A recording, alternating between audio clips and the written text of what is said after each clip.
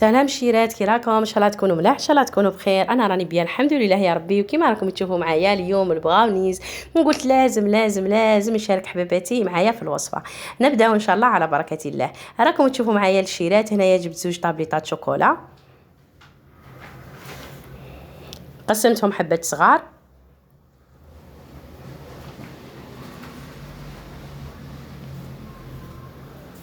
زدت معاهم 3 مغارف كبار تاع زبده،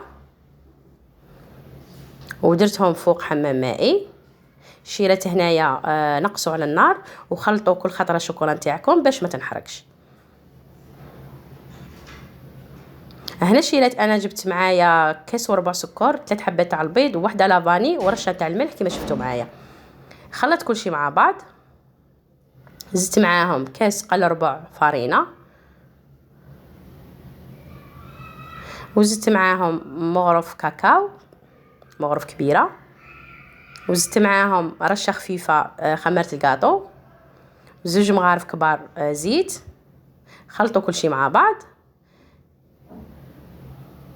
هنا شيرات تاني كتجيبوا الشوكولا نتاعكم بعد اللي دابت وخلوها تكون دافيه شويه باش ديروها مع الخليط نتاعكم.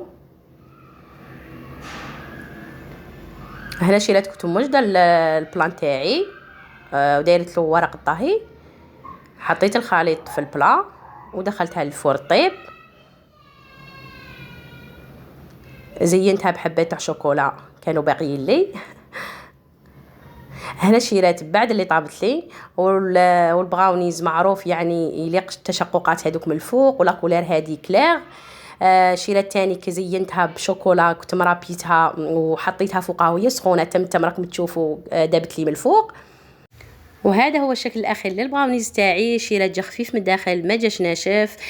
شيرات اللي تبغيه طالع شويه تصغر البلا. شن نقول لكم جا بنين، وباش تعرفوا البنه اللي قد جربوه الشيرات، باش تعرفوا البنه اللي راني نحكي لكم عليها وتعرفوا حبيبتكم تجيب لكم وصفات سهلين مع الويكاند. على بالي بلي يفوت غير شقه مع الغسيل تاع القش والميناج وعلى بالي احنا الخدامات كي يصرالنا في الويكاند. ماني نجيب لخياتي وصفات سهلين وما يشدوكش وتسلكي روحك ليه او ميم طو كي تحطيهم على الطابله يحمروا الوجه. الى عجبكم الفيديو شيرات جام وكومنتير بارطاجيو مع صحاباتكم. اللي ماشي دايره ابوني دير ابوني حتى تكبر عائلتنا، ونتلاقاو ان شاء الله في فيديو جديد.